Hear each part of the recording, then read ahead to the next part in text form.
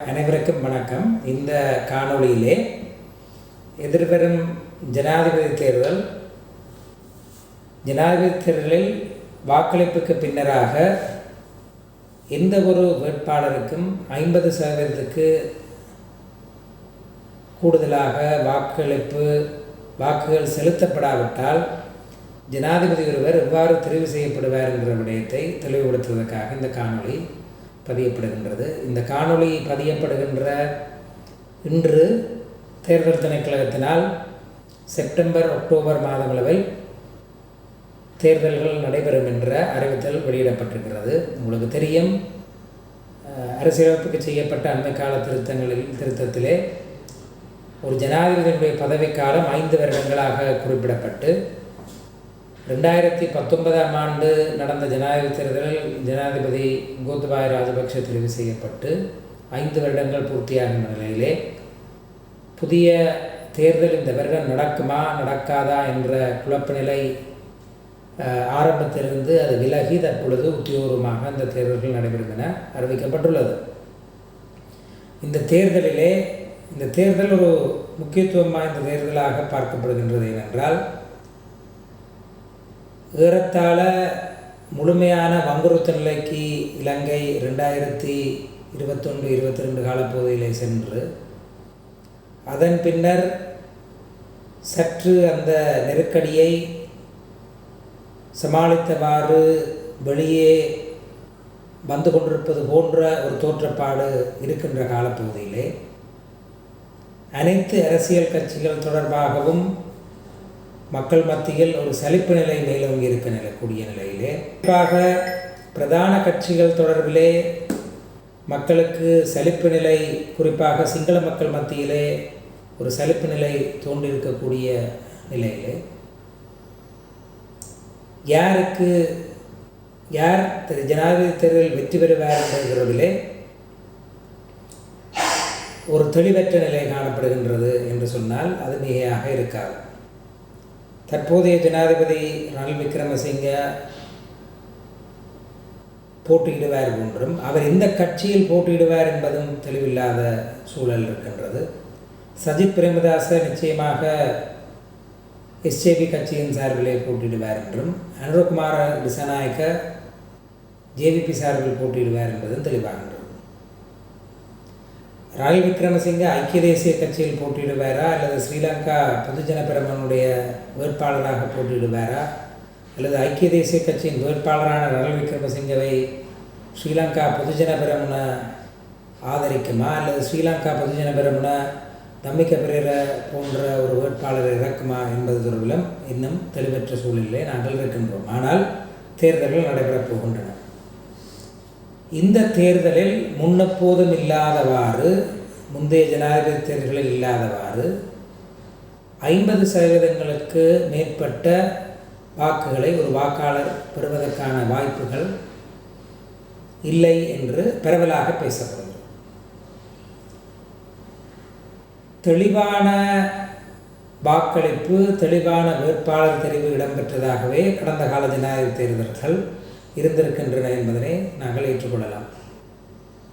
ஆகவே இந்த தேர்தலிலே எந்த ஜனாதிபதி வேட்பாளருக்கும், அதாவது ரணில் விக்ரமசிங்கவுக்கோ அல்லது சஜித் பிரேமதாசாவுக்கோ அல்லது அனுரகுமார திசாநாயக்கவுக்கோ 50%க்கு மேற்பட்ட வாக்குகள் கிடைக்காவிட்டால்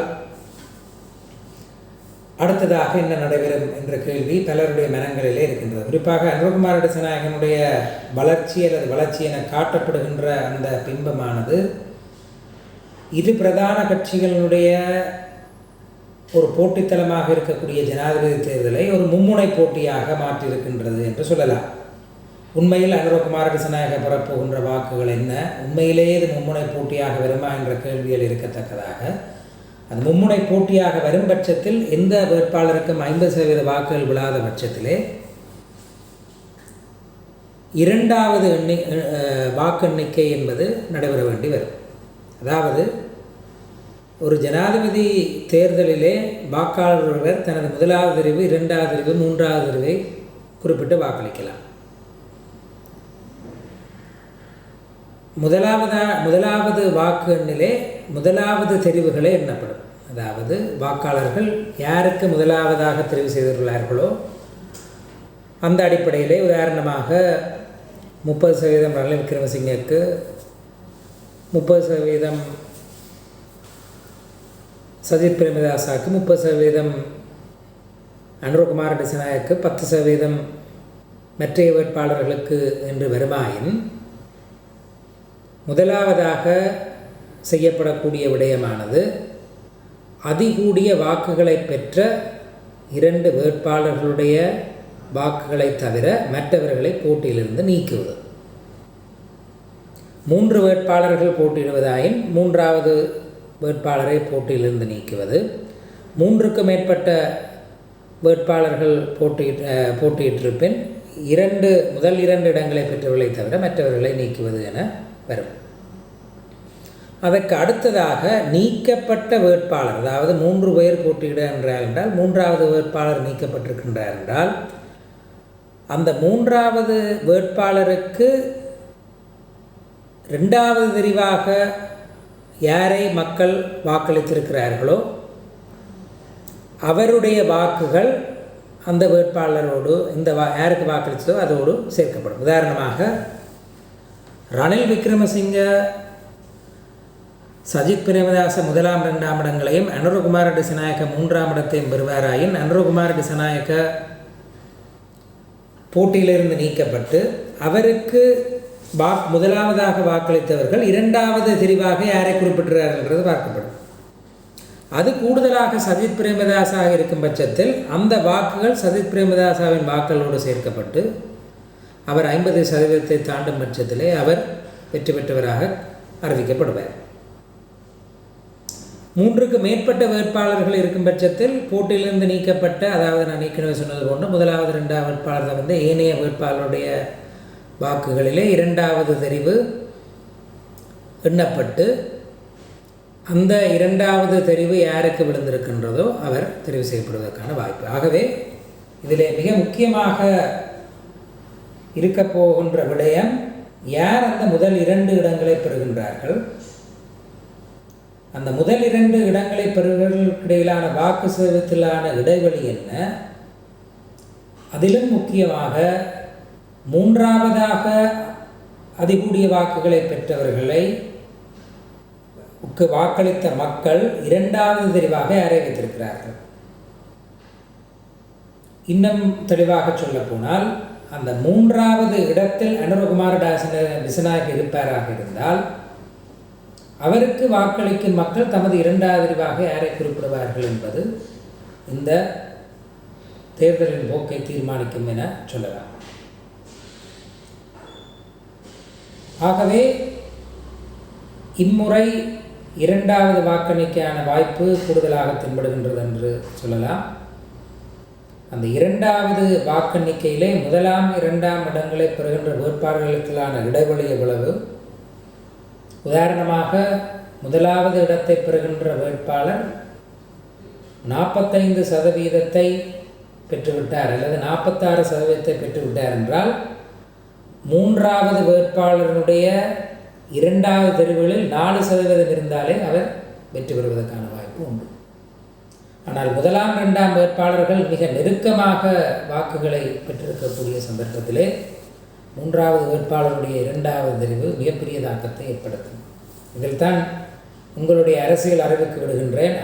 அனுரகுமார திசாநாயக்கு தமது முதல் தெரிவை அளிக்கின்ற வாக்காளர் பெருமக்கள் ரணில் விக்ரமசிங்கக்கு 2வது தெரிவை கொடுப்பதற்கான வாய்ப்பு என்ன என்பது பொதுவாக அரசியல் அவதானிப்பில் அதற்கான சாத்தியக்கூறுகள் மிக குறைவாக இருக்கு.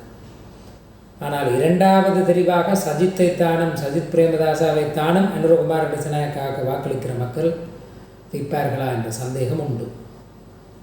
2வது தெரிவு என்பதனை பெரிதாக குறிப்பிடாத சூழலை அனுரகுமார திசாநாயக்காவுக்கு வாக்களிப்பவர்கள் 3வது தமது 2வது தெரிவை குறிப்பிடுவார்களா, குறிப்பிடாமலே விட்டால் என்ன நடக்கும் போன்ற விடயங்களும் இங்கே முக்கியத்துவம் பெறுகின்றன.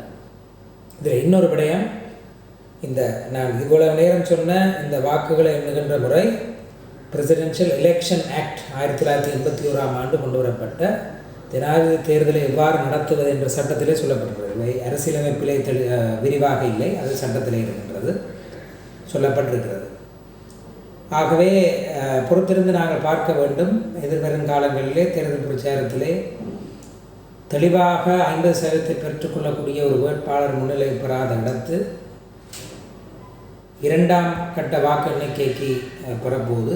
ஆகவே 2ஆம் தெரிவாக என்னை வெல்லுங்கள் என்று இந்த முறை பிரச்சாரம் நடக்குமா என்பதை நாங்கள் பொறுத்திருந்து பார்க்க வேண்டும். நடக்கும் என்று எதிர்பார்க்கலாம்.